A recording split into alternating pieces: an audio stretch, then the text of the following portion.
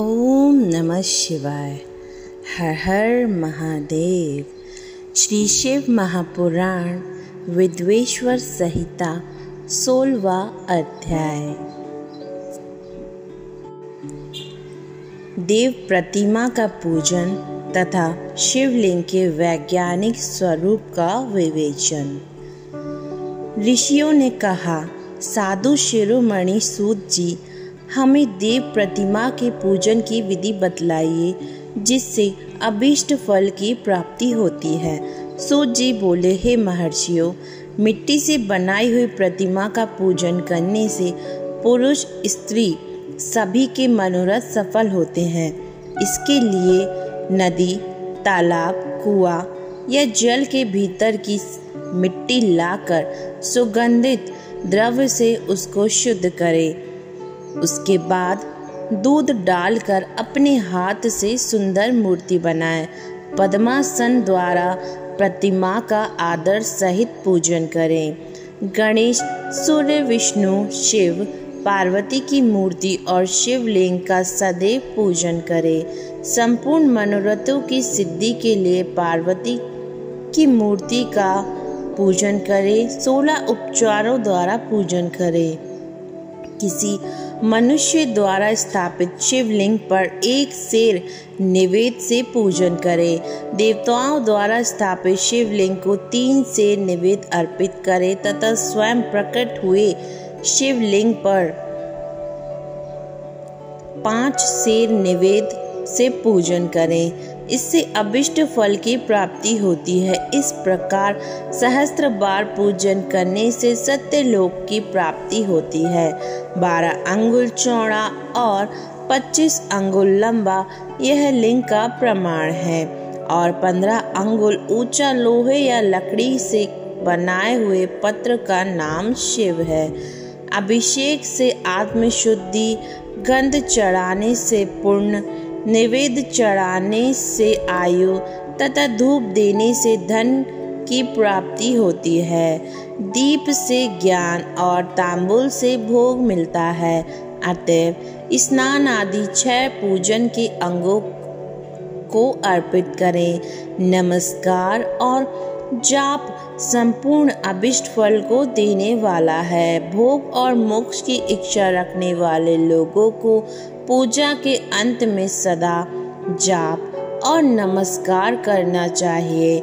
जो मनुष्य जिस देवता की पूजा करता है वह उस देवता के लोक को प्राप्त करता है तथा उनके बीच के लोकों में उचित फल को भोगता है। हे महर्षियों, भूलोक में श्री गणेश पूजनीय हैं। शिवजी के द्वारा निर्धारित तिथि, वार, नक्षत्र में जो विधि सहित इनकी पूजा करता है उसके सभी पाप एवं शोक दूर हो जाते हैं और वह अभिष्ट फलों को पाकर मोक्ष को प्राप्त करता है।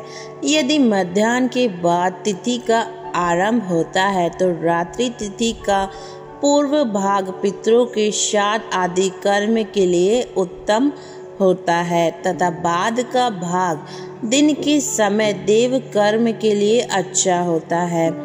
देवों में पूजा शब्द को ठीक प्रकार से परिभाषित नहीं किया गया है। पू का अर्थ है भोग और फल की सिद्धि जिस कर्म से संपन्न होती है उसका नाम है पूजा।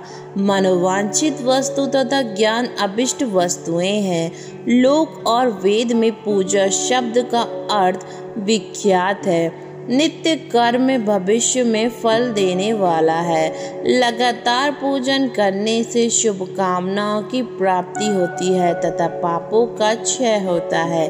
इसी प्रकार श्री विष्णु भगवान तथा अन्य देवताओं की पूजा उन देवताओं के वार, तिथि, नक्षत्र को ध्यान में रखते हुए तथा 16 उपचारों से पूजन एवं भजन करने से अभिष्ट फल की प्राप्ति होती है। शिव जी सभी मनोरथों को पूर्ण करने वाले हैं। महा आद्रा नक्षत्र अर्थात माघ कृष्ण चतुर्दशी को शिव जी का पूजन करने से आयु की वृद्धि होती है।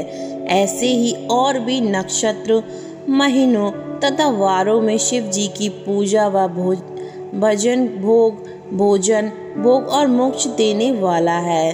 कार्तिक मास में देवताओं का पूजन विशेष फलदायक होता है। विद्वानों के लिए उचित है कि इस महीने में सब देवताओं का भजन करें। संयम व नियम से जाप तप हवन और दान करें, क्योंकि कार्तिक मास में देवताओं का भजन सभी दुखों को दूर करने वाला है।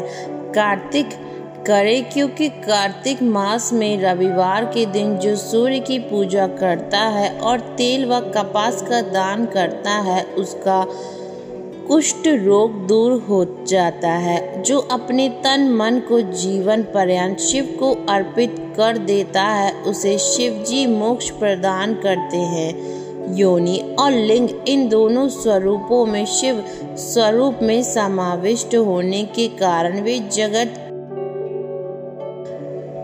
जन्म निरूपण है और इसी नाते से जन्म की निर्वृत्ति के लिए शिव जी की पूजा का अलग विधान है। सारा जगत बिंदु नाद स्वरूप है।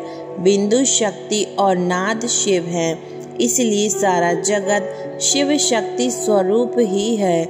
नाद बिंदु का और बिंदु इस जगत का आधार है।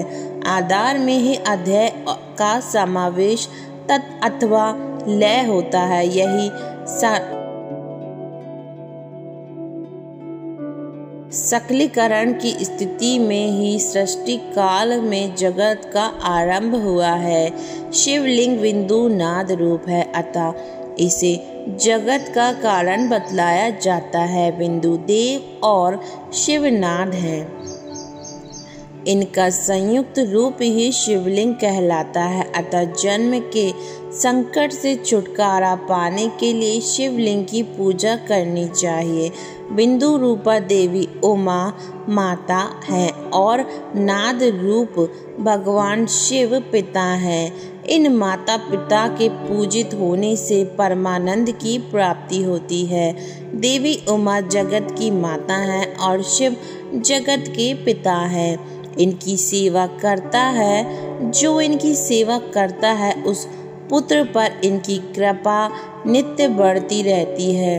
वह पूजक पर कृपा कर उसे अपना आंतरिक ऐश्वर्य प्रदान करते हैं। अतः शिवलिंग को माता पिता का स्वरूप मानकर पूजा करने से आंतरिक आनंद की प्राप्ति होती है। शक्ति प्रकृति भार्गव शक्ति प्रकृति हैं। पुरुष अधिक गर्भ है क्योंकि वही प्रकृति का जनक है। प्रकृति में पुरुष का संयोग होने वाला जन्म उसका प्रथम जन्म कहलाता है। जीव पुरुष के बराबर जन्म और मृत्यु को प्राप्त होता है। माया द्वारा प्रकट किए जाना ही उसका जन्म कहलाता है। जीव का शरीर जन्म काल में से ही 6 विकारों से युक्त होता है, इसीलिए इसे जीव की संज्ञा दी गई है। जन्म लेकर जो प्राणी विभिन्न पाशों अर्थात बंधनों में पड़ता है वह जीव है। जीव पशुता के पाश में जितना छूटने का प्रयास करता है उसमें उतना ही उलझता जाता है। कोई भी साधन जीव को जन्म मृत्यु के चक्र से मुक्त नहीं कर पाती। शिव के अनुग्रह से ही महामाया का प्रसाद जीव को प्राप्त होता है और मुक्ति मार्ग पर अग्रसर होता है। जन्म मृत्यु के बंधन से मुक्त होने के लिए श्रद्धा पूर्वक शिवलिंग का पूजन करना चाहिए। गाय के दूध दही और घी को शहद और शक्कर के साथ मिलाकर पंचामृत तैयार करें तथा इन्हें अलग अलग भी करें। पंचामृत से शिव जी का अभिषेक व स्नान करें। दूध व अन्न मिलाकर नैवेद्य तैयार कर प्रणव मंत्र का जाप करते हुए उसे भगवान शिव को अर्पित करें।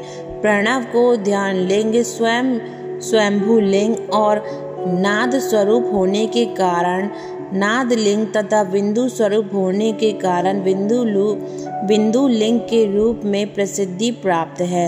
अचल रूप से प्रतिष्ठित शिवलिंग को मकार स्वरूप माना जाता है, इसीलिए वह मकार लिंग कहलाता है।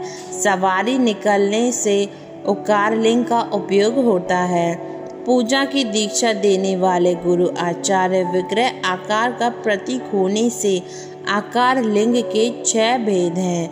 इनकी नित्य पूजा करने से साधक जीवन मुक्त हो जाता है। ओम नमः शिवाय। हर हर महादेव। श्री शिव महापुराण विद्वेश्वर संहिता 16वां अध्याय समाप्तम।